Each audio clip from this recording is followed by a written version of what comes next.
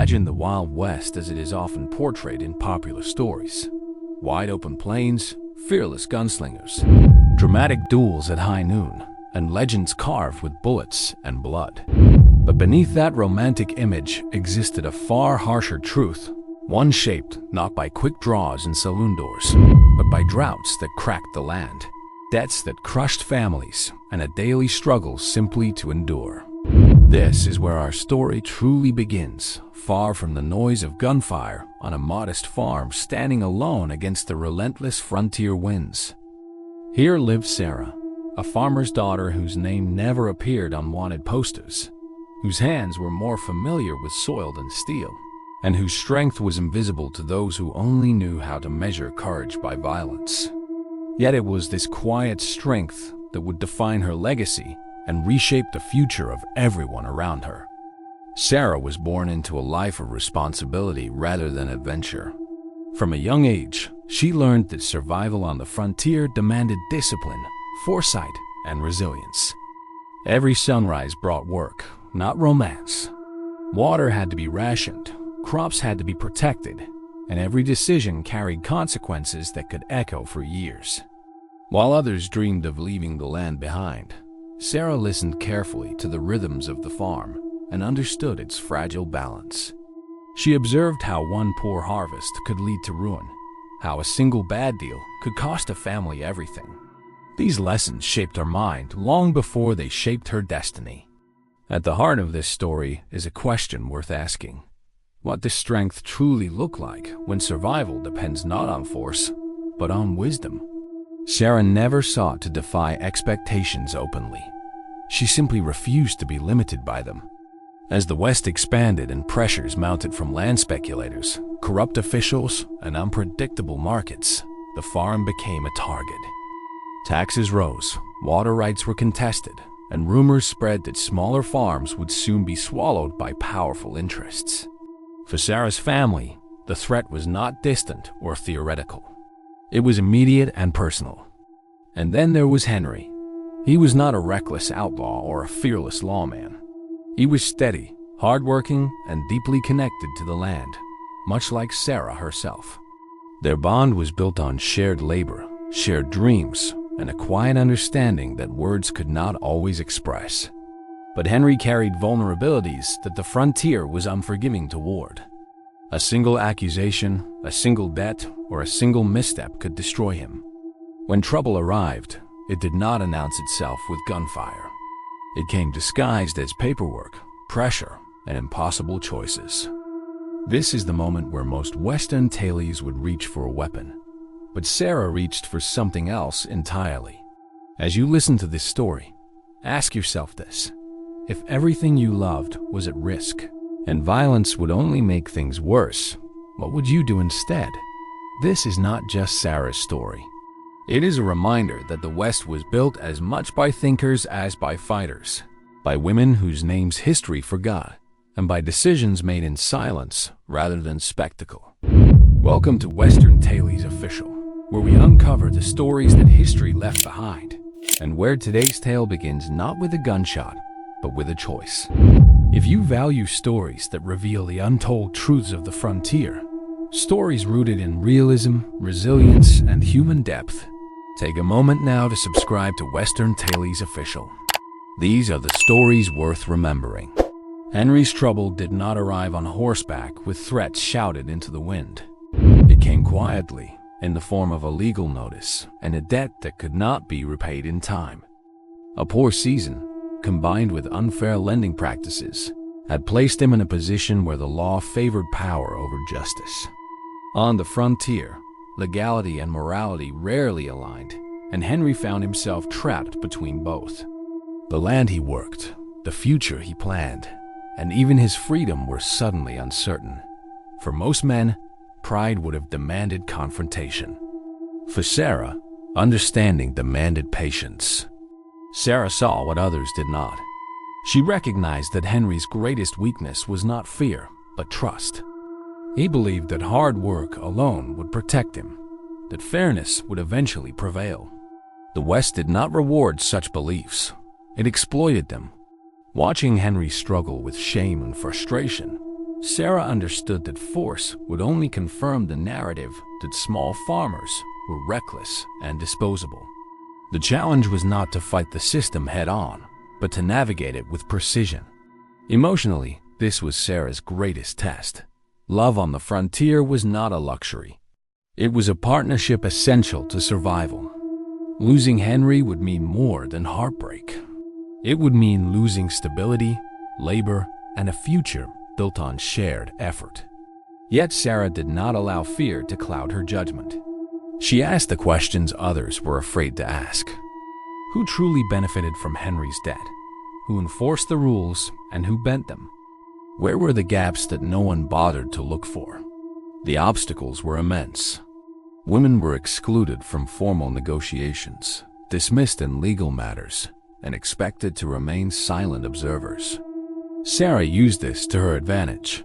Because she was underestimated, she was overlooked. She listened to conversations not meant for her ears, studied documents others assumed she could not read, and learned how decisions were truly made. Knowledge became her shield, and patience became her strategy. Consider this for a moment.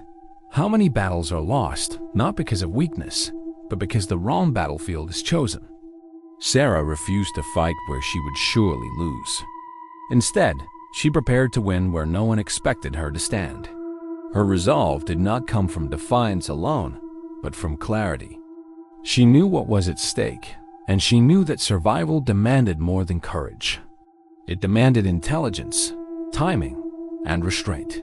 This phase of the story forces us to confront another uncomfortable truth about the Old West. Many lives were ruined not by violence, but by systems designed to favor the powerful. Sarah's story matters because it exposes those systems and shows how they could be challenged without bloodshed. As we continue, remember that every choice Sarah made was deliberate, calculated, and rooted in a vision larger than herself. Sarah did not carry a rifle, but she carried information. She did not issue threats, but she asked questions that unsettled powerful men. Her arsenal was unconventional, yet devastatingly effective. She began by building alliances, not through persuasion alone, but through trust earned over years of shared hardship. Neighbors who once saw her only as a farmer's daughter began to see her as a voice of reason. She understood that the frontier was not just land and law, but relationships. One by one, Sarah identified the pressure points. She learned which officials valued reputation over profit, which lenders feared exposure, and which community leaders could be swayed by fairness rather than fear. She documented inconsistencies, gathered testimonies, and framed arguments not as emotional pleas, but as logical necessities. This was not manipulation. It was strategy.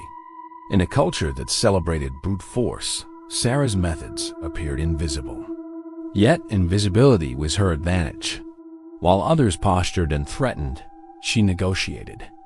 While others escalated conflicts, she de-escalated them in ways that left opponents with no justification to retaliate. Each step was measured. Each move reduced risk rather than increasing it. Compare this to the typical Western hero, and the contrast is striking. Guns resolve problems quickly, but they create consequences that linger. Sarah sought permanence, not spectacle. Her goal was not victory in a single moment, but stability across generations. This required foresight rarely acknowledged in frontier legends. Ask yourself this: why are stories like Sarah so rarely told? Perhaps because they challenge our assumptions about power. Perhaps because they remind us that history is shaped as much by minds as by weapons. Sarah proved that intellect, when combined with moral clarity, could achieve what violence never could. By the time her strategy reached its peak, the narrative had shifted. Henry was no longer isolated. The farm was no longer an easy target. And Sarah, though still underestimated, had become indispensable.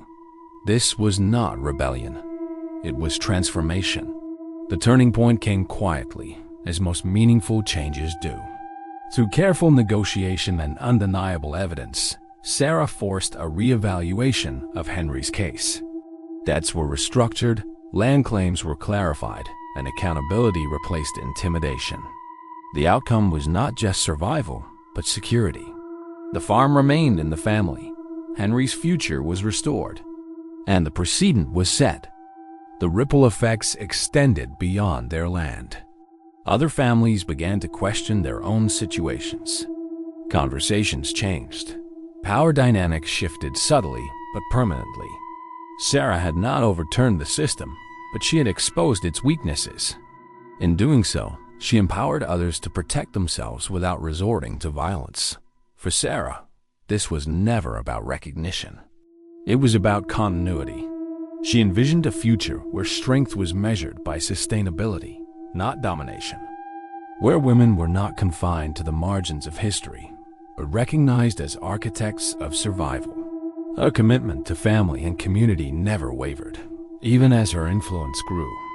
This chapter of the story challenges us to reconsider what legacy truly means.